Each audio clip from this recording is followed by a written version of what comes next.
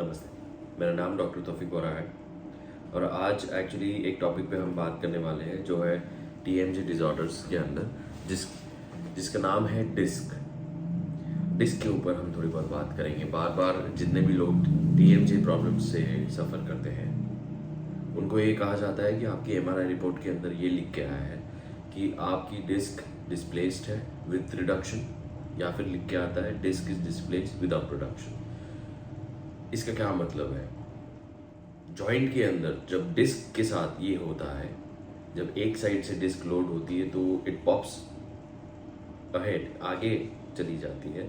जब पेशेंट मुंह खोलता है वो पीछे आ जाती है। ये जब होता है it is moving, it is yet moving, अभी भी वो अपनी जगह से हिल रही है, उसको विथ रिडक्शन कहते हैं। जब डिस्क डिस्प्लेस हो जाती है और ये मूवमेंट बंद हो जाता है, अब वो मूवमेंट हो ही नहीं रहा है, आपकी डिस्क अपनी जगह से हिल ही नहीं रही है, वो डिस्प्लेस होके उस जगह पे रह गई है, इसको विदाउट रिडक्शन कहते हैं। अब मैं जानता हूँ कि टीएमजे के अंदर बहुत सारा कुछ है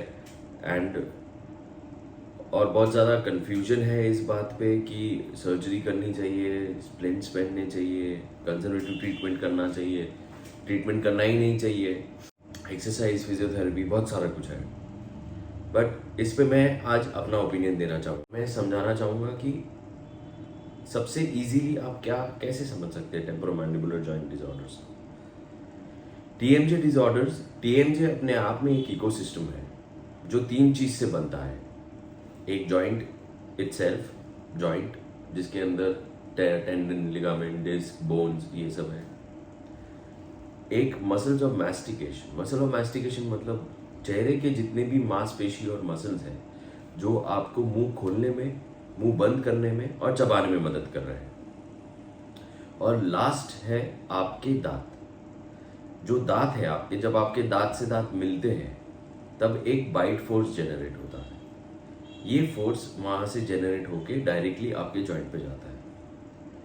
ये तीनों चीज जब हार्मनी, जब सही तरीके से अपने आपस में फंक्शन करती है तब टेम्पोरोमैंडिबुलर जॉइंट नॉर्मल रहता है।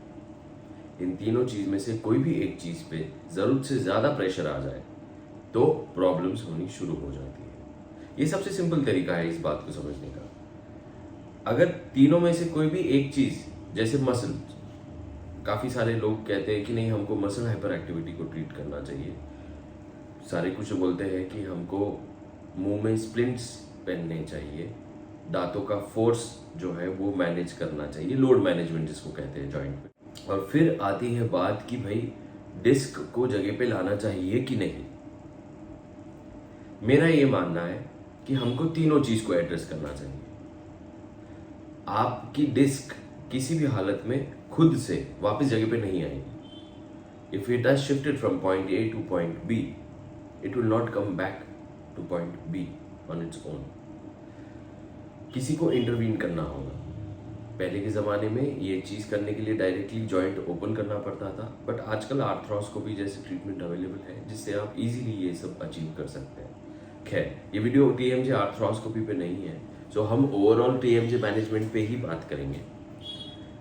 आप अगर सपोज सिर्फ और सिर्फ लोड मैनेज करते हैं तो उससे क्या फ़र्क पड़ेगा? उससे ये फ़र्क पड़ेगा कि आपके मसल्स पे से लोड हट जाएगा और आपके मुंह में जब तक कि आप स्प्लिंट पहनेंगे तब तक आपका जॉइंट स्पेस जो है वो मेंटेन रहेगा, आपके जॉइंट पे लोड नहीं आएगा। बट जिस वक्त आप स्प्लिंट पहनना बंद कर देंगे आपकी सिचुएशन वापस पहले जैसी हो जाएगी।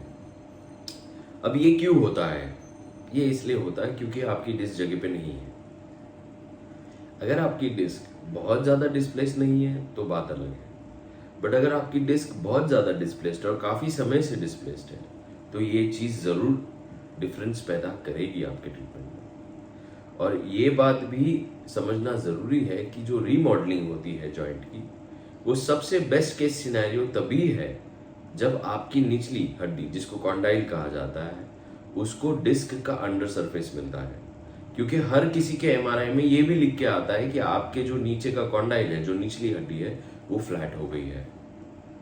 अगर वो फ्लैट हो गई है तो वो खुद अपने आप में एक कारण है जिससे आपका जॉइंट बायोमैकेनिकली अनस्टेबल हो जाता है। बायोमैकेनिकल स्टेबिलिटी एक ऑर्थोपेडिक कंसेप्ट है जिसके ऊपर हर जॉइंट चलता है, सिर्फ TMJ के लिए नहीं है।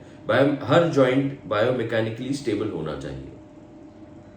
ये जॉइंट को बायोमैकेनिकली स्टेबल रखने के लिए आपको तीनों चीजों, जो इसका इकोसिस्टम है, जॉइंट का internal environment, muscles as well as teeth, if at all there is a problem with the occlusion और there is muscle hyperactivity, और जो कि होनी ही है। अगर जॉइंट के अंदर इंटरनल रीअरेंजमेंट है तो उसका इफेक्ट कहीं ना कहीं तो दिखना ही है आपको। या फिर अगर दांतों में बहुत ज्यादा माल ऑक्लूजन है जिसके कारण मसल हाइपर एक्टिविटी बढ़ रही है और उसके कारण अगर डिस्क डिस्प्लेस हुई है तो वो होना ही है। इट इज वाइस वर्सा, इसकी वजह से वो या उसकी वजह से ये गोल गोल गोल गोल बात घूमती है।